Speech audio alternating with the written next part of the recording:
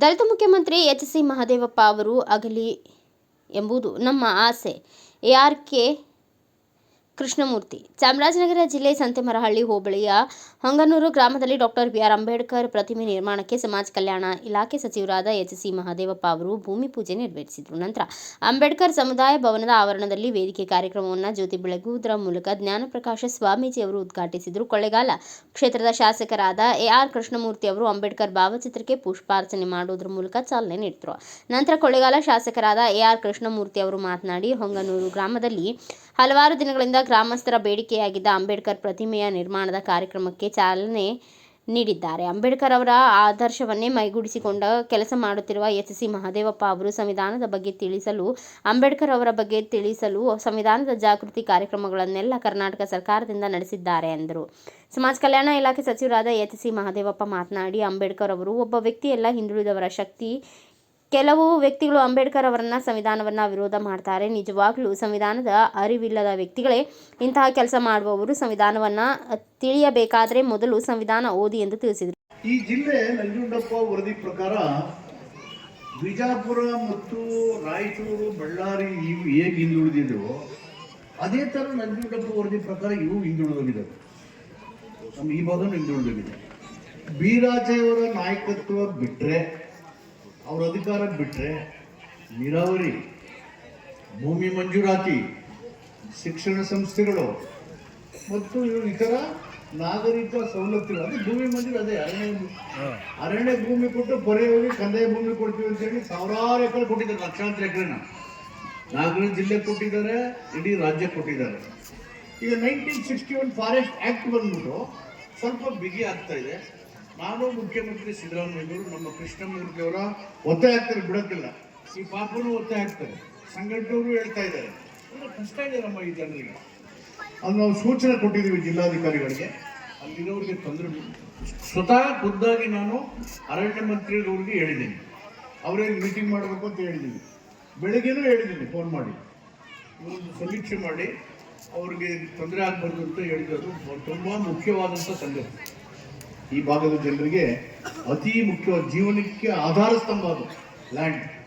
ಅಂಬೇಡ್ಕರ್ ಭೂಮಿನ ಏನು ಹೇಳಿದ್ರು ಅಂದರೆ, ಭೂಮಿ ವಿಷಯದಲ್ಲಿ land is A social status.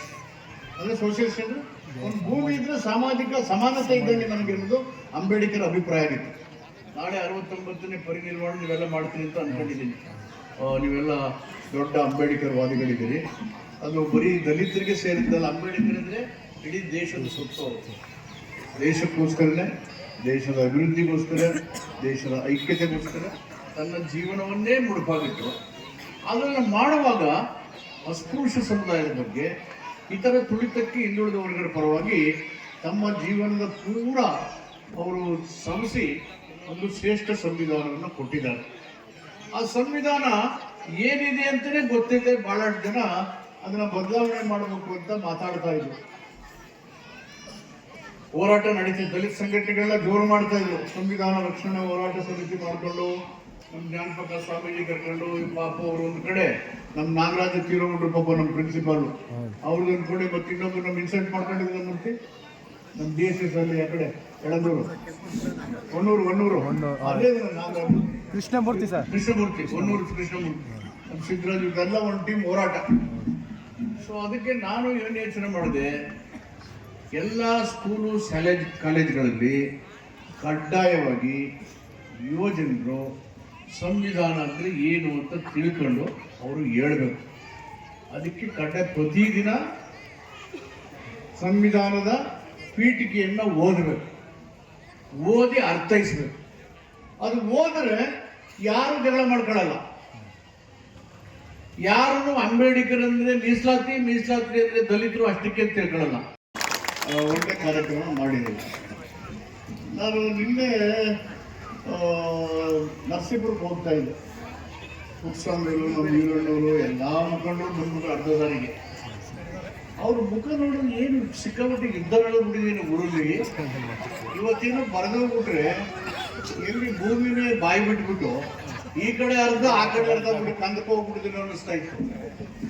ಅದು ಇಲ್ಲಿ ಬಂದು ನೋಡಿದ್ರೆ ಎಲ್ಲರೂ ನಮ್ಮನ್ನೇ ಫೂಲ್ ಮಾಡಿದ್ರೆ ಎಲ್ಲ ಒಟ್ಟಿಗೆ ಸೇರ್ಕೊಂಡು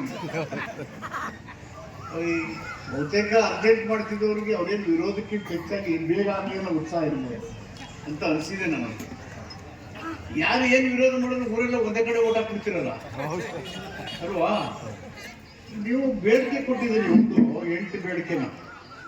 ನಮ್ಮ ಯಾರೋ ಮೇಷ್ಟ್ರು ಹೇಳಿದ್ರಲ್ವಾ ಡಾಕ್ಟರ್ ಪಿ, ಇದು 8 ಬೇಡಿಕೆ ತುಂಬಾ ಮುಖ್ಯವಾಗಿರೋದು ಹೇಳಿದ್ರು. ಏನು ಅಂದ್ರೆ, ಎಲ್ಲಕ್ಕಿಂತ ಮುಖ್ಯವಾಗಿ ಗ್ರಾಮದಲ್ಲಿ ಅಹಿತಕರ ಘಟನೆ ಉಂಟಾಗಿ ಸುಮಾರು 500ಕ್ಕೂ ಹೆಚ್ಚು ಜನ ಅಮಾಯಕರು ಕೋರ್ಟಿಗೆ ಅಲೆಯುತ್ತಿದ್ದಾರೆ.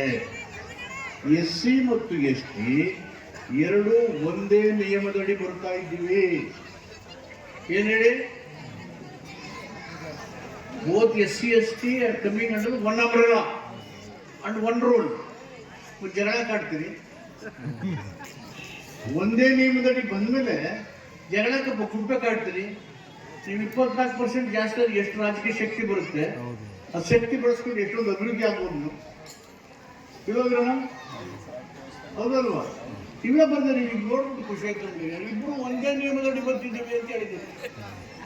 ಈಗ ಕ್ಯಾಬಿನೆಟ್ ಸಬ್ ಕಮಿಟಿ ಮಾಡಿದ್ದೀವಿ ಒಂದು, ನಮ್ಮ ಹೋಮ್ ಮಿನಿಸ್ಟರ್ ಅಧ್ಯಕ್ಷ, ಅದರಲ್ಲಿ ನಾನು ಮೆಂಬರ್.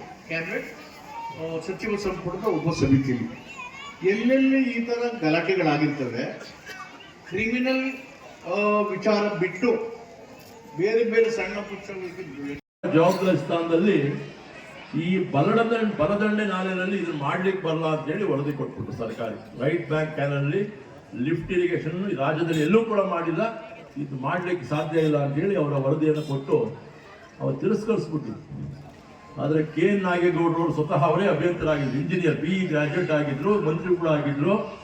ಅವರ ವರದಿಯನ್ನ ಪುಟದಲ್ಲಿ ಇಂಟು ಮಾರ್ಕ್ ಹಾಕಿ ಪುಟ ತಿರುವು ಹಾಕಿ ಸ್ವಂತ ಬರವಣಿಗೆಯಲ್ಲಿ ಅದನ್ನು ಮಂಜೂರು ಮಾಡಿಕೊಳ್ಳಲಾಗಿ ಇವತ್ತು 100 ಇದಕ್ಕೆ ಲಿಫ್ಟ್ ಇರಿಗೇಷನ್ ಆಗಲಿಕ್ಕೆ ಇವತ್ತು ಕಾರಣ ಮಾನ್ಯ KN ನಾಗೇಗೌಡರು. ಕಾರಣ ನನ್ನ ತಂದೆ ಮೇಲಿರೋ ಗೌರವ ಮತ್ತು ಅವ್ರ ಮನೆ ದೇವರು ಇವತ್ತೇನು ತುಂಬಕಾಳೇಶ್ವರ ದೇವಸ್ಥಾನ ಉದ್ಘಾಟನೆ ಆಗಿದೆ, ಆ ವಂಶಸ್ಥ ಅವರ ಮನೆ ದೇವರು, ಅದನ್ನು ನೆನಪಿಟ್ಕೊಂಡು ಈ ಒಂದು 100 ಇದಕ್ಕೆ ಲಿಫ್ಟ್ ಇರಿಗೇಷನ್ ಅನ್ನು ಮಾಡಿದಾಗ ಇಡೀ ಗ್ರಾಮ, ಇಡೀ ಆ ಅಚ್ಚುಕಟ್ಟಿನ ಪ್ರದೇಶದ ರೈತರು, ಅಕ್ಕಪಕ್ಕದ ಊರವರು ಆ ಕೆರೆ ಮಾಡದಲ್ಲಿ ಕಾರ್ಯಕ್ರಮ ಹಮ್ಮಿಕೊಂಡ್ವಿ. ನಮ್ಮ ತಂದೆ ಶ್ರೀಮಾನ್ B ರಾಜೇನವರು ಕೂಡ ಅವತ್ತು ನಮ್ಮೊಟ್ಟಿಗೆ ಅವತ್ತು ಬಂದು ಆ ಕಾರ್ಯಕ್ರಮದಲ್ಲಿ ಭಾಗಿಯಾಗಿದ್ರು. ಮತ್ತೆ KN ನಾಗೇಗೌಡರು ಅವತ್ತು ಬರ್ಲಿಕ್ಕೆ ಸಾಧ್ಯ ಆಗಲಿಲ್ಲ.